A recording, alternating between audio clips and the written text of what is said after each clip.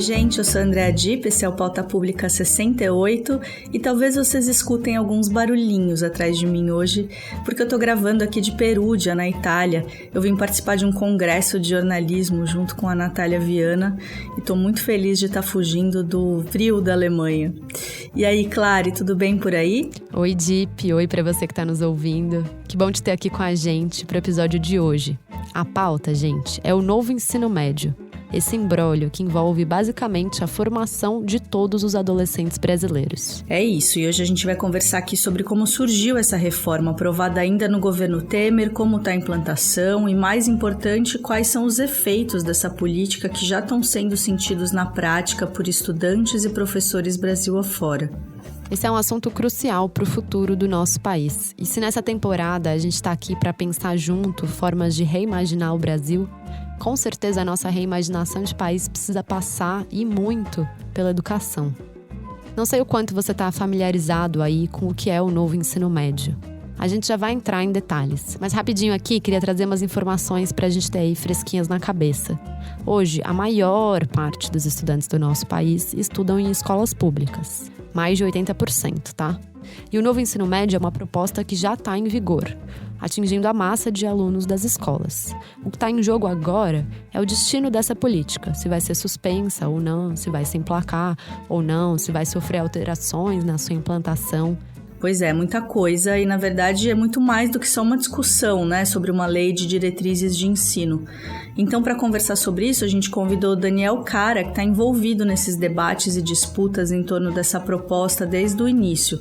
O Daniel é educador, cientista político e político. É professor da Faculdade de Educação da USP e membro do Comitê Diretivo da Campanha Nacional pelo Direito à Educação, Rede da Sociedade Civil. A gente já vai começar aqui a conversa com o Daniel Cara, são muitos assuntos. Mas antes, rapidinho, eu queria falar de direitos humanos. A Pública, desde o início, tem um compromisso de produzir um jornalismo de qualidade que prioriza os direitos humanos e que seja útil para a população. A gente faz isso de forma independente. Se você puder, considere nos ajudar com um valor mensal. É só acessar aliados.apublica.org e ver lá qual que é a melhor forma para você. Agora, se você já é uma dessas pessoas maravilhosas que está aí na nossa base aliada, muito obrigada. Mas bora lá para a pauta. Daniel, puxa, muito obrigado por aceitar nosso convite no meio dessa correria e estar aqui para gravar esse programa com a gente. É um prazer enorme estar aqui com vocês e vamos conversar sobre temas difíceis, mas importantes para a sociedade brasileira. Então, bora. Para começar essa conversa com todo mundo na mesma página, eu queria pedir, Daniel, para você explicar o que é esse novo ensino médio, como é que essa proposta surgiu e em que pé ela está agora. Para fazer um apanhado para a gente, contando um pouco da origem da proposta, né, que foi aprovada como medida provisória, e como está sendo agora a implantação. Vamos lá. Bom, o novo ensino médio, ele faz parte de um conjunto de políticas educacionais que são apresentadas no mundo todo. Alguns países implementam, outros não implementam. Em algum grau, cada país desenvolve seu próprio modelo.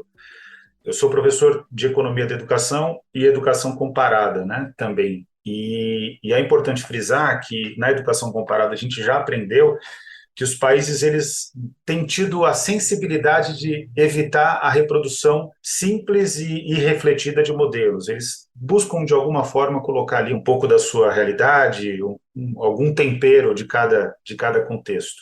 Fato concreto é que a reforma do ensino médio, ela até nesse sentido é um pouco diferente dessa trajetória internacional, porque ela tenta trazer, sem refletir sobre a realidade escolar brasileira, exatamente os princípios dessas reformas internacionais e faz isso sem qualquer tipo de diálogo público. Para você ter uma ideia, Clarice, eu estava no Congresso Nacional, participei das audiências públicas, tanto na Câmara como no Senado. A primeira audiência pública, justiça seja feita, fazendo um reconhecimento correto aqui, a ex-secretária executiva do Ministério da Educação, a Maria Helena Guimarães de Castro, que é a grande ideóloga dessa reforma, ela aceitou o que é raríssimo em relação aos governos, né? Ainda mais um governo fruto de um processo de impeachment eivado de ilegitimidades, mas ela aceitou debater comigo.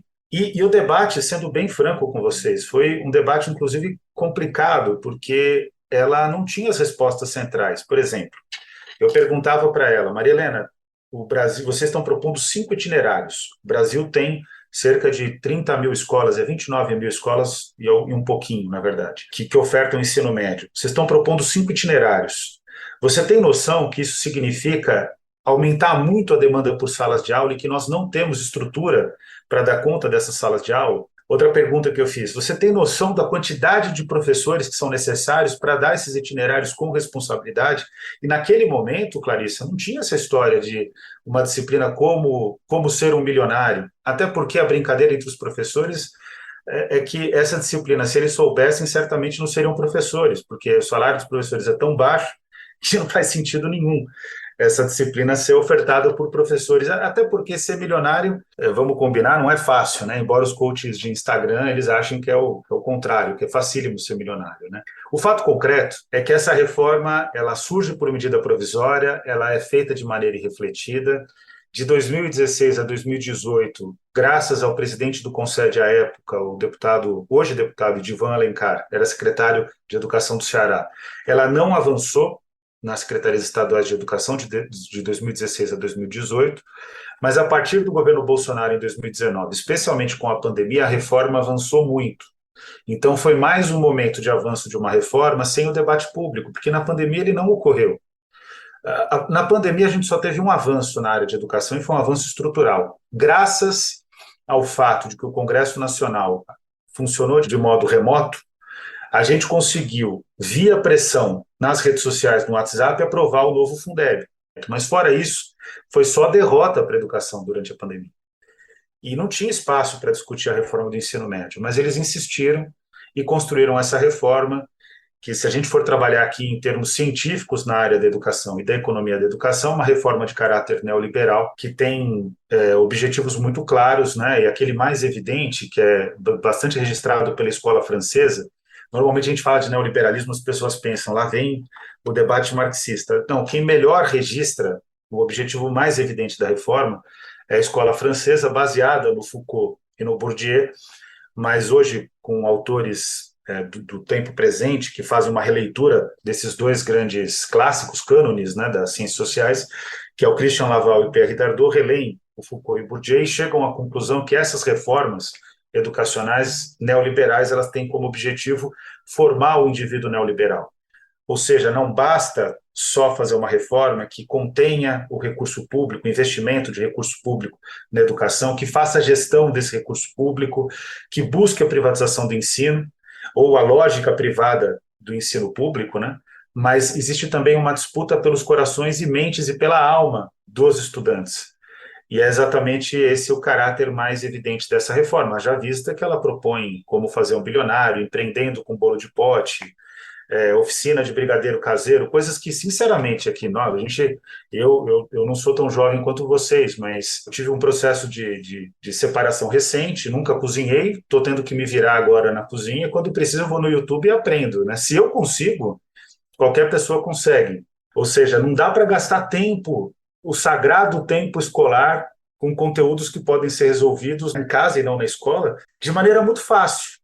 Então, essa reforma tem também esse objetivo de desestruturar os sistemas de ensino. Quem produziu essa reforma, é duro dizer, né? Porque, no fundo, é fazer uma crítica muito forte, muito contundente, mas quem produziu essa reforma, quem elaborou, de fato não conhece a realidade das escolas públicas e não entende de educação. Não tem como fugir dessa questão. Interessante, Daniel. Eu ia justamente te perguntar sobre de que maneira, né, que essa reforma se conecta a outras reformas neoliberais no mundo, assim, né? E por que é tão importante dela ser barrada aqui no Brasil? Acho que você já falou um pouco sobre isso, mas eu fiquei pensando aqui em que outros países, né, que esse tipo de reforma está acontecendo, tem acontecido ou já aconteceu, e se tem a ver também com os governos, se tem a ver com governos que são governos neoliberais, que são governos mais autoritários ou não. O que ocorreu, né? A partir da década de 80, o mundo vivia um reordenamento econômico por conta da crise do petróleo, que também pode ser considerada a crise do estado de bem-estar social. O que ocorre, Andréia? A economia global, para que ela esteja minimamente a serviço das pessoas, mesmo sob o regime capitalista, ela não tem outra alternativa que não seja o endividamento público. Por quê? Existe uma questão de competição, então não existe, olha, vou dizer uma coisa que eu cravo isso que eu estou dizendo, não existe investimento de ciência e tecnologia que prescinda do investimento público. Vou dar um exemplo bem claro e até uma dor que eu tenho de falar sobre isso. A Universidade de São Paulo, um professor nosso, meu colega da Politécnica, eu acho que agora ele já está aposentado, inclusive, ele desenvolveu o motor flex, ou seja, que é um motor que tem capacidade de combustão por inúmeros combustíveis. Ele teve a genialidade de desenvolver isso. A USP não registrou a patente, ele optou por não registrar a patente, eu até hoje não sei o que aconteceu, mas a gente teria hoje uma situação de fundo universitário tranquilíssimo em relação a isso. Mas, concretamente, o que esse caso prova é que a burocracia da universidade foi incapaz de registrar a patente, então aí tem um problema concreto, eu não fujo desse problema, não, acho que o serviço público tem que ser mais eficiente, tem que ser mais eficaz, os servidores públicos têm que ter responsabilidade sobre o investimento público. Mas tem um outro fator que é o mais importante nessa história, que precisa ser sempre lembrado e revelado.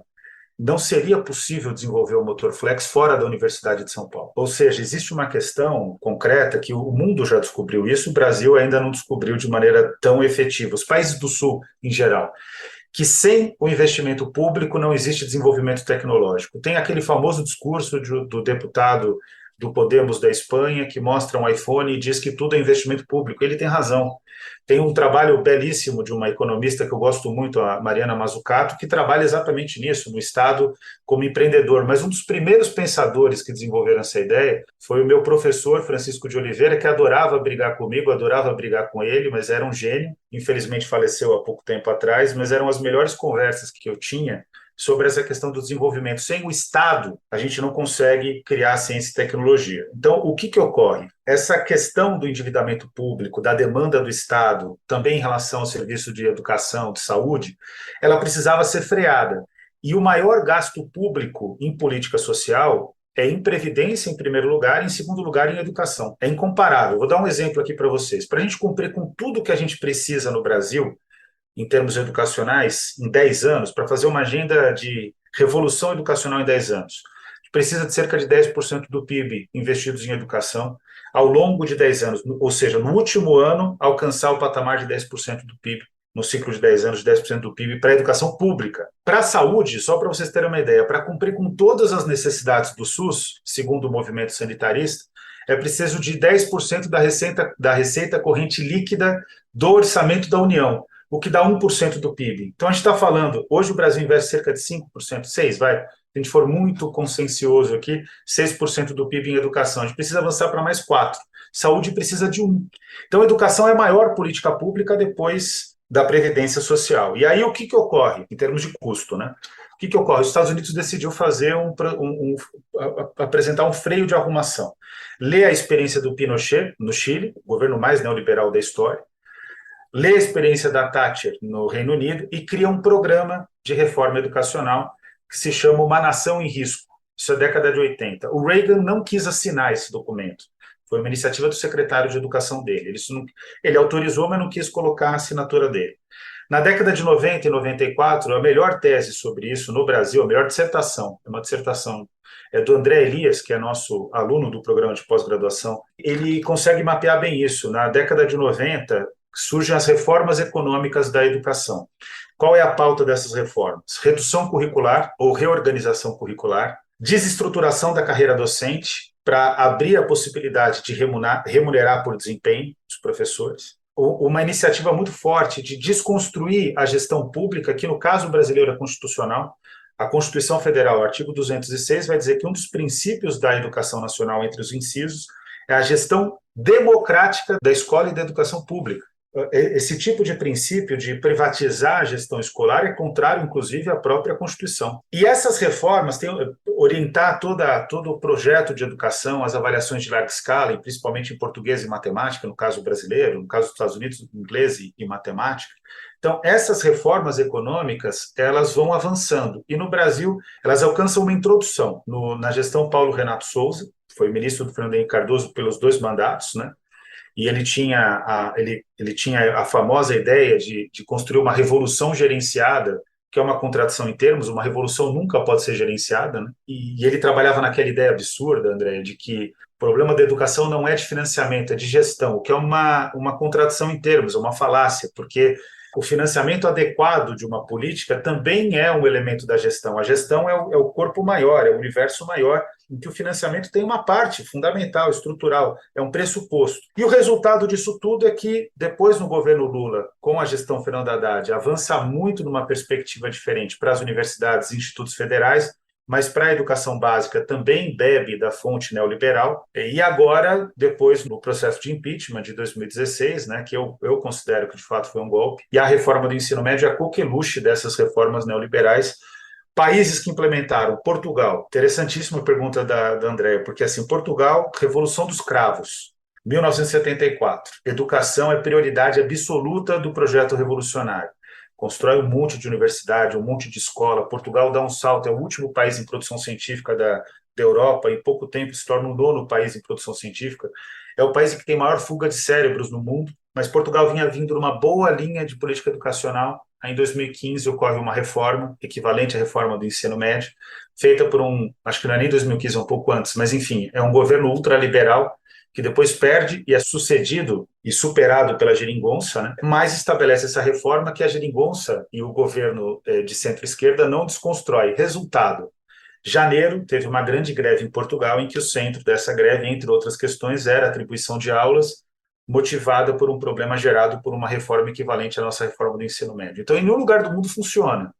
Mas os outros lugares, o que acontece? Em Portugal, você não tem déficit educacional. Pelo contrário, você tem mais vaga do que aluno. Até porque ocorreu fuga de cérebro, até porque é um país que envelhece muito rapidamente. Vocês podem escrever, até fazer uma brincadeira. Portugal vai ser território brasileiro em pouquíssimo tempo, porque eles não têm capacidade de povoar aquele país, né? E os brasileiros estão indo para lá e estão mudando a sociedade portuguesa cá entre nós para melhor.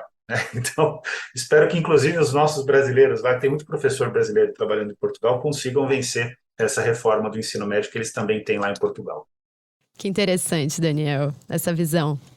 Voltando aqui para o novo ensino médio do Brasil, né? Parte da concepção dessa proposta é justamente centrada na ideia de protagonismo juvenil, protagonismo dos adolescentes que escolheriam as matérias e os caminhos de estudo, assim já definindo o seu projeto de futuro, aqui entre aspas, porque são termos usados na própria diretriz, né?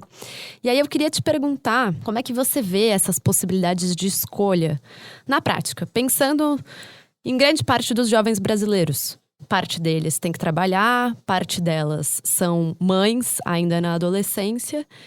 E aí, é sempre importante a gente lembrar, mais de 80% dos nossos jovens estão no ensino público, né? Como é que você vê essas possibilidades de escolha, essa ideia de protagonismo? Como é que isso ocorre na prática? Então, Clarice, assim, eu fui, na minha trajetória, eu fui o primeiro jovem a ocupar a mesa diretora do Conselho Nacional de Educação, que foi criado no governo Lula em 2005. E fiz parte dessa mesa diretora e participava dos debates e sempre achava que a forma como a sociedade brasileira vê o jovem é uma forma muito exotizada.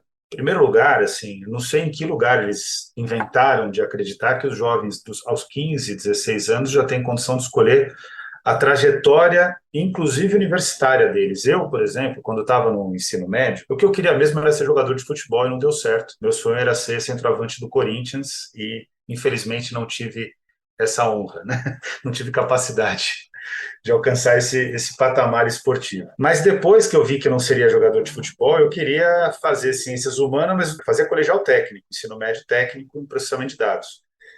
Mas queria fazer ciências humanas na universidade e num determinado momento eu quis ser engenheiro florestal e não deu certo. É para minha sorte, porque eu acho que eu seria um péssimo engenheiro florestal. Mas enfim, eu tive esse sonho num determinado momento. Eu sempre fui precoce em relação às minhas escolhas, né? Quando eu pensava uma alternativa fora ser jogador de futebol, quando tinha 13, 14 anos, que eu joguei em time de base, etc. Quando eu pensava numa alternativa, eu pensava em fazer ciências sociais. Foi o curso que eu fiz depois na universidade. Então, eu já tinha noção, graças à minha irmã mais velha, que me levava para fazer parte daquelas reuniões de cursinho, etc. Ela tinha bolsa, né, no ângulo, depois no etapa. Aluna de escola pública, tinha bolsa, ela me levava para ver aqueles cursos de profissões, aquelas feiras, né? Então, Eu sempre quis fazer ciências sociais muito cedo porque minha irmã acabou me propiciando, né, essa reflexão. Agora, eu não tinha maturidade para tomar essa decisão, cravando essa decisão, com total consciência dela. E vejam só que dramático, eu fiz colegial técnico e processamento de dados. Se a reforma do ensino médio se consolidar e o Exame Nacional do Ensino Médio, o Enem, mudar, eu só teria a chance, de fato, de ser aprovado no vestibular se eu continuasse minha trajetória em ciência da computação, matemática na área de exatas. Ou seja, todo o meu desejo seria desrespeitado. E por quê? Por que eu fiz colegial técnico? Porque eu precisava trabalhar com meu pai, comecei a trabalhar com 12 anos com ele, né? Ajudava ele nas iniciativas de trabalho que ele tinha, né?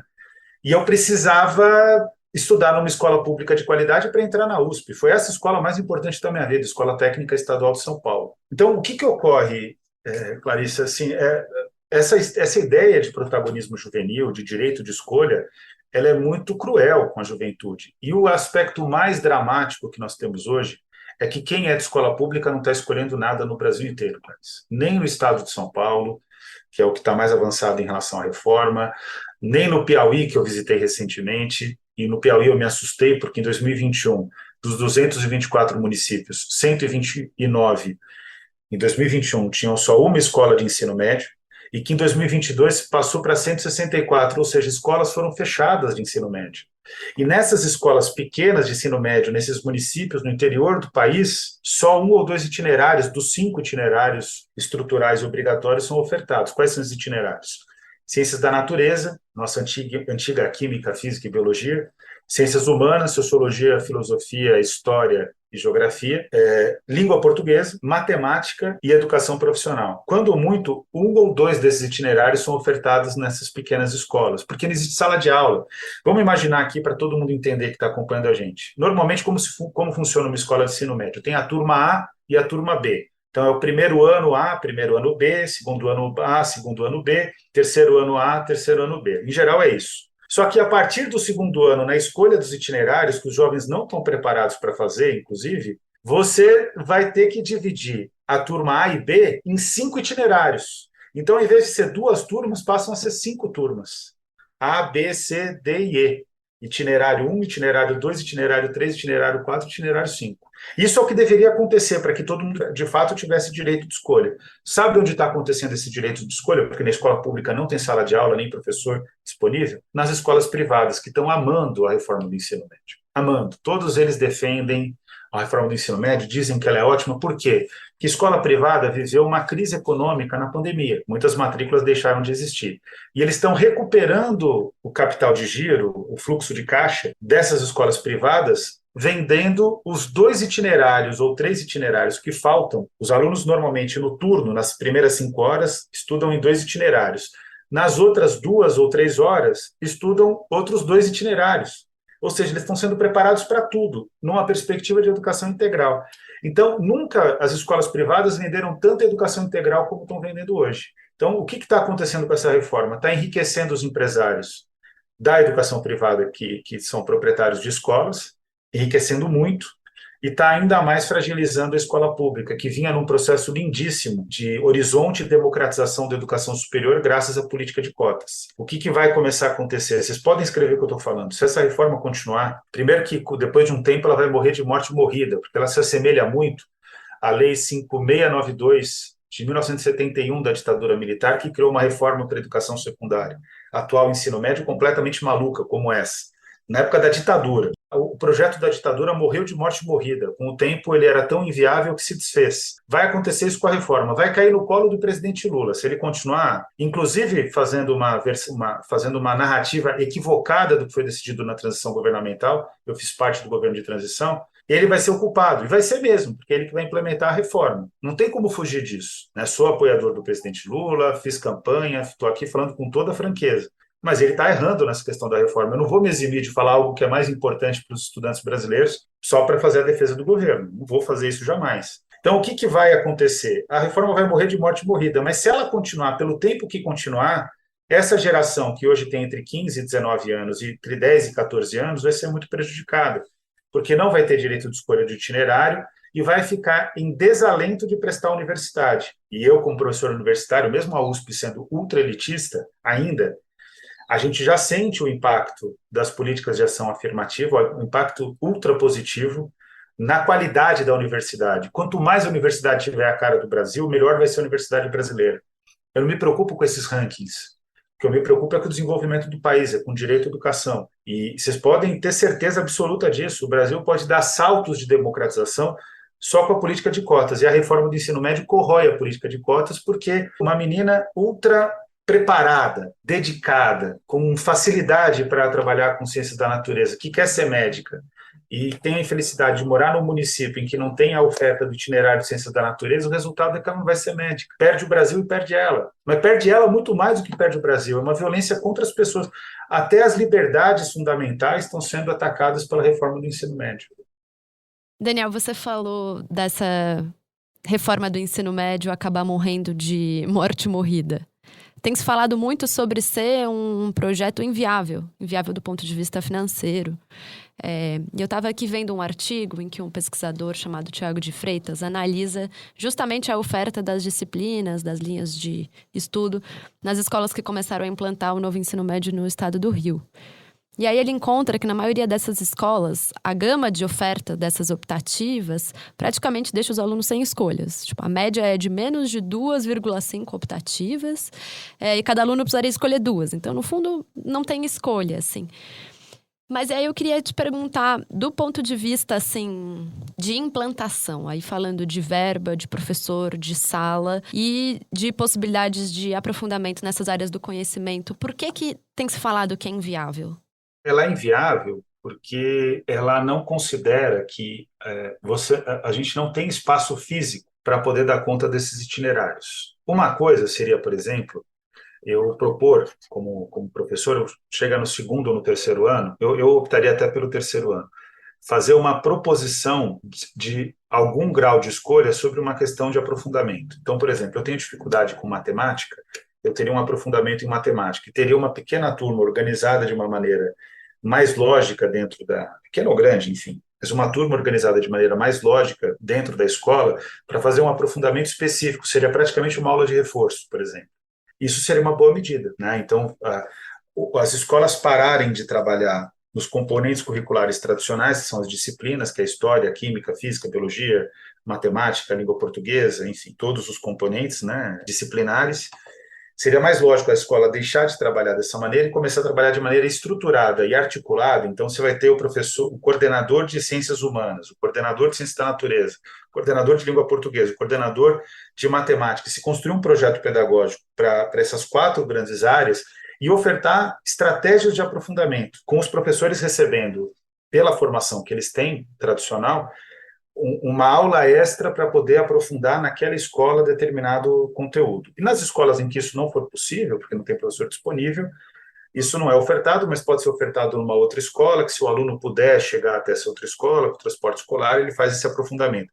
Isso até aumentaria o nível de igualdade do sistema, diminuiria as injustiças, porque os alunos estariam mais preparados para prestar o vestibular. Infelizmente, gente, um país que tem, falando em termos muito econômicos aqui, mas tem um exército social de reserva enorme, ou seja, muita gente em situação de desemprego, especialmente os jovens, falar que cursar a universidade é um luxo é um crime, porque tem muita gente no debate da reforma dizendo assim, mas o objetivo do ensino médio não pode ser a pessoa alcançar a universidade, mas não pode ser mesmo, assim, em termos teóricos, né? Não pode ser mesmo legislativo. O ensino médio é a etapa terminativa da educação básica. Com a educação básica completa, você seria um cidadão dotado de todas as capacidades de dar conta da sua vida. O crime não é você orientar o ensino médio à universidade. O crime maior é você fazer com que os alunos das escolas públicas não possam alcançar a universidade, que é o que está posto hoje na reforma. Eu não faço parte dessa igreja que critica o acesso à universidade. Até porque eu nasci em Pirituba, cresci e entrei na universidade morando no Jaraguá. Para fazer colegial técnico, eu acordava às 4h30 da manhã, porque eu fazia no centro da cidade, e voltava, chegava, era tempo integral, chegava em casa às quase 9 horas da noite.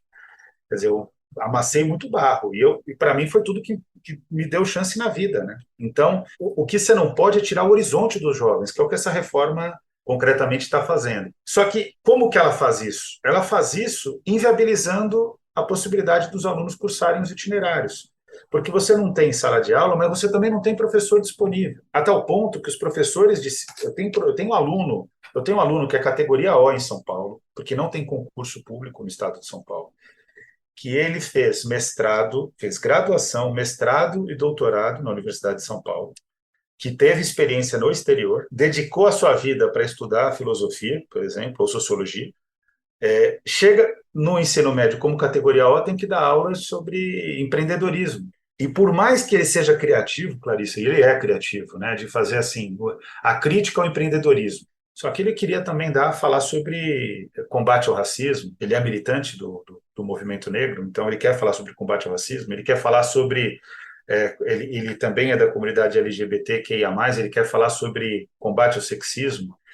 Ele não pode existir como professor. Ele tá encarcerado, ele está preso numa gaiola que sequer é de ouro, numa gaiola de latão, que é essa reforma do ensino médio. Porque quem está na escola privada, de altíssimo custo, fica preso numa gaiola de ouro. Ganha um salário maior do que o meu, inclusive, na USP. Eu tenho alunos que ganham mais do que o meu salário e eu não fico em nada incomodado com isso. Quer dizer, eu não tenho problema nenhum que um professor de educação básica ganhe mais do que um professor de educação superior. Pelo contrário.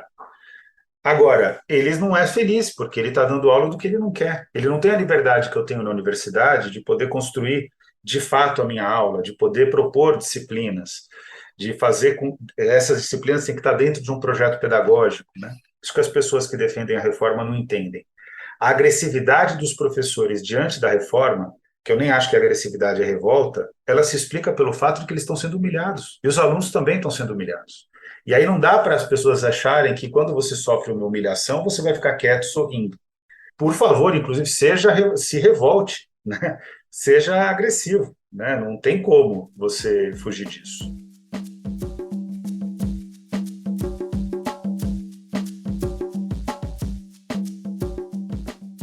Daniel, a gente vai se encaminhando para o fim do Volta Pública, mas eu queria trazer outro assunto que é super importante da gente falar agora, né? Que é sobre esses atentados que estão acontecendo nas escolas. A gente recebeu a Marie Declercq aqui faz umas semanas e ela falou sobre esses grupos de ódio e tal. E ela mencionou que você tinha levado essa pauta para o governo de transição. Não dos atentados especificamente, imagino, mas falando sobre o envolvimento desses jovens com esses grupos de ódio, uma coisa que está crescendo no Brasil. Faz um tempo, na verdade, né? Mas acho que agora está tomando aí uma forma horrorosa, né? E aí eu queria ouvir você sobre isso, assim, se você acha que uma maior vigilância, criminalização, segurança nas escolas, como tem sugerido, né, alguns prefeitos e governadores, seriam de fato políticas eficazes ou não, ou se você acha que a gente deveria lidar com isso de uma outra maneira, e de que maneira? Bom, primeiro, assim, essa questão do relatório da transição foi muito difícil, inclusive, né? Quero até mandar um abraço para a Marie. Ela faz um trabalho fundamental de comunicação pública hoje no UOL, né? O veículo que ela trabalha hoje, mas é uma jornalista extremamente cuidadosa, rigorosa na forma como tem tratado o tema. É um tema super delicado e que a imprensa, por muito tempo, errou. Agora está acertando o caminho, também graças trabalhos como o de vocês, da própria Marie, né? E o que acontece na transição? Ocorreu o atentado do dia 25 de novembro, as duas escolas, né, na cidade de Aracruz, no Espírito Santo, e ocorreu um atentado espelho em Colatina, também no Espírito Santo. Uma tentativa de atentado. Foi uma tentativa, inclusive, utilizando arma branca em Colatina. Em Aracruz, infelizmente, não. E quando se utiliza arma de fogo ou outras modalidades de arma, a letalidade é maior, né? Então, o caso de Aracruz muitos feridos, mortos, né? Então, foi um momento muito difícil. E eu propus na transição uma discussão sobre violência às escolas. Eu pesquisava violência nas escolas, até quando eu fui do Conselho Nacional de Juventude, era um tema que eu tratava sobre segurança pública, e eu percebi que o fenômeno tinha mudado, porque a violência nas escolas, ou seja, aquela violência tradicional do ambiente escolar, que ela é secular, inclusive, ela tem muitos e muitos e muitos anos, a escola sempre foi um ambiente violento, como a sociedade é violenta. Mais uma vez, né, a escola francesa ajuda muito a perceber isso. o Foucault, especialmente, né, sobre o trabalho dele, né, sobre as instituições, a maneira como ele vê a questão das instituições. As escolas são ambientes coercitivos, né, e reprodutivos das desigualdades, como ensinou Bourdieu. E aqui uma grande autora, Maria Helena de Souza Pato, até acho que é importante a gente valorizar também a produção científica brasileira, né, que fala sobre o fracasso escolar. Então, a escola sempre foi violenta. Só que essa violência na escola, ela encontra dentro da sociedade uma cultura neonazista e fascista, encontra na sociedade uma cultura misógina, especialmente misógina, encontra na sociedade uma cultura racista, e eu acho que raras sociedades no mundo são mais racistas do que a brasileira, ou pelo menos tem essa modalidade perversa de racismo, que é típica do Brasil, que é um racismo inaudito, né? E encontra também, no caso brasileiro, uma cultura gamer que se comunica com os Estados Unidos e com os atentados nos Estados Unidos. Então a gente tem um caldo de cultura aí que se conecta à violência nas escolas e passa a fazer uma justificação da vingança ao bullying. E isso mobiliza os ataques com uma idolatria, isso até é difícil falar, mas com uma idolatria abjeta, absurda, dos agressores de escolas, tanto os de Columbine, como os também de Realengo e de Suzano, né, como as grandes referências. Até eu gostaria de pedir, aproveitar aqui o espaço, e pedir para a Wikipedia, pelo amor de Deus, tira as fotos e os nomes desses atacantes. A Wikipedia hoje é o grande canal de proselitismo dos ataques. A Wikipedia, que é uma coisa que, em geral, é positiva. Eu estou até escrevendo um projeto de extensão para que os orientandas e orientandos ajudem a melhorar os verbetes da Wikipedia na área de educação. Eu acredito na Wikipedia como projeto de construção coletiva do conhecimento. E o que ocorre é que essa cultura, esse processo, essa cultura de violência que encontra na misoginia um ponto de articulação, no neonazismo e no fascismo, uma base ideológica, ainda não ideológica no sentido político. Por sorte, a gente ainda não tem no Brasil neonazistas e fascistas que, reivindicando esses ataques, comecem a fazer proselitismo da sua ideologia. Porque se isso acontecer, quero dizer para vocês, cresce rapidamente o neonazismo e o fascismo, que já tem no Brasil milhares de células.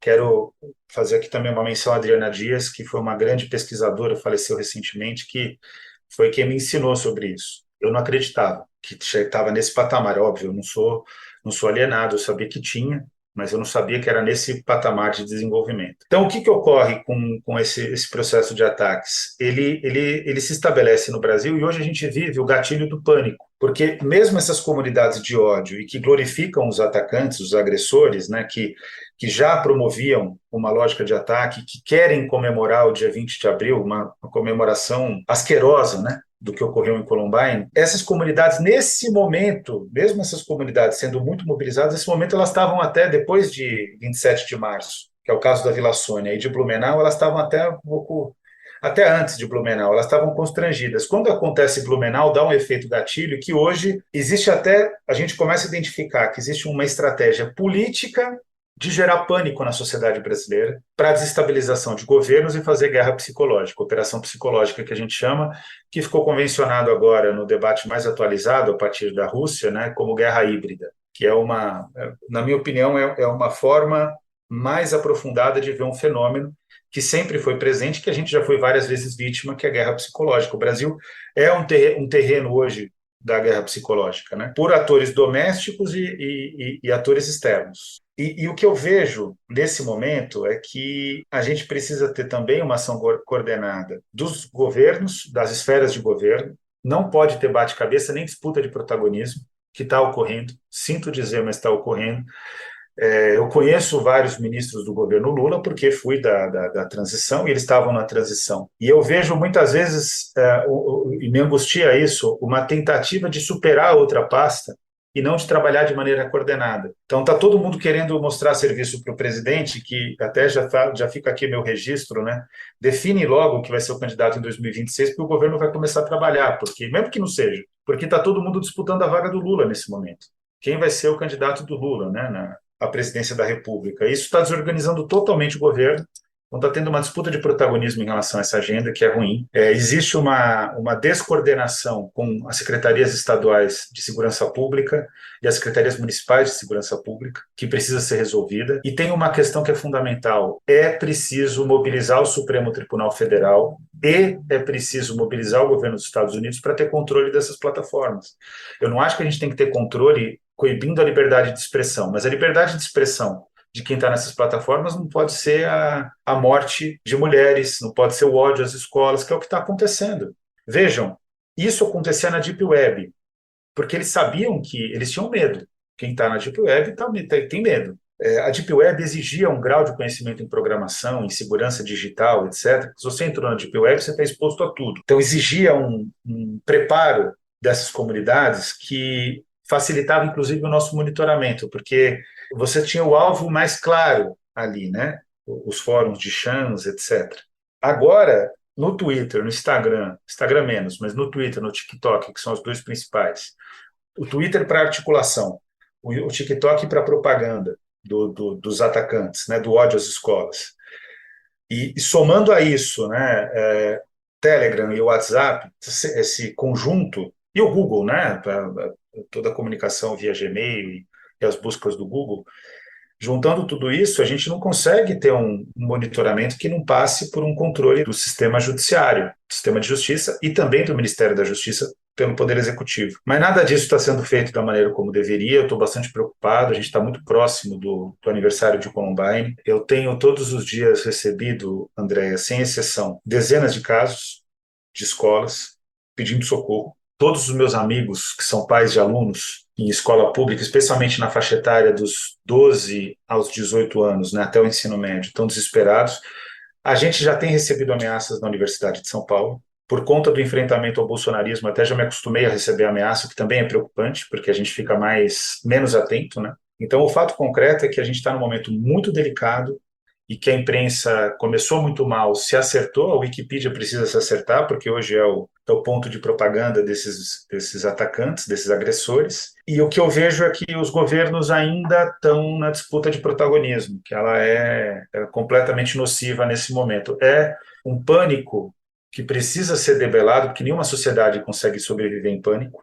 E vejam como que loucura, né? A gente viveu o pânico moral do Escola Sem Partido, o pânico moral das escolas cívico-militares, o pânico moral da educação domiciliar. Escola Sem Partido é a mordaça aos professores, né? Cortar a liberdade de cátedra. Escola cívico-militar é opor a pedagogia ao autoritarismo, dizendo que o autoritarismo é melhor, o que é absurdo. Tenho vergonha de governadores, inclusive de esquerda, que acreditam que um policial militar é melhor educador do que uma professora e um professor. Então, essa situação dos ataques ela é bastante grave e eu tenho feito conversas dizendo exatamente o que eu estou dizendo aqui para vocês com ministérios, ministros, ministras, enfim, secretários dos ministérios, para que a gente construa uma agenda correta de enfrentamento a essa questão, que não tem que ter ninguém protagonismo. Também não faço nenhuma questão de ter protagonismo de nada, porque quem tem que ter protagonismo nesse país são as escolas que devem viver em paz e que devem formar bem os cidadãos, né, correspondendo ao objetivo constitucional da educação. É isso, então, Daniel, obrigada mais uma vez por ter conversado com a gente, coisas tão importantes, tão urgentes. A gente ficou aqui meio sem fala, eu acho, né, Clary, depois de tudo isso. Mas obrigada, muito bom ter você aqui, a gente espera você aqui mais vezes. Prazer, quero parabenizar o trabalho que vocês fazem e podem me convidar sempre, eu vou ficar muito feliz, né, e prazer estar com vocês. Este podcast é uma parceria da Agência Pública com a Rádio Guarda-Chuva. Jornalismo para quem gosta de ouvir. E chegou a hora de falar de mais um podcast da Rádio Guarda-Chuva para você emendar aí na sua playlist. Você já ouviu falar do Dissidentes? Conduzido pelo jornalista Renan Suquevicius, o Dissidentes é o podcast de quem às vezes não encontra lugar no mundo. O programa debate temas importantes das discussões de sexo, gênero e afetividade de pessoas LGBTQIA+. O Dissidente já tem 2 temporadas inteiras no ar e traz tanto investigações quanto conversas abertas sobre esse universo de pessoas cujos corpos, afetividade e sexualidade fogem da norma. Então, se o assunto te interessa, já sabe. Vai lá pro feed do Dissidentes e já coloca pra tocar depois do pauta.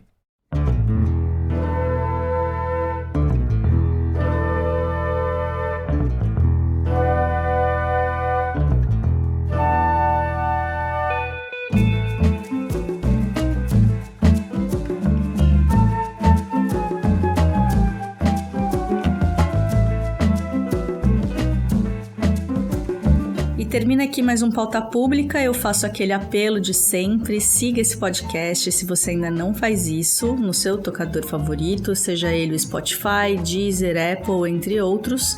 Nos dê 5 estrelas onde você puder. E num mundo que já é dominado por algoritmos, compartilhar e recomendar é sempre bem-vindo e ajuda nosso trabalho. Obrigada a todo mundo que ouviu a gente até aqui. Semana que vem, tamo de volta. Sexta-feira de manhã, bem cedinho. Um abraço, gente. Até. Um beijo, gente. Até semana que vem.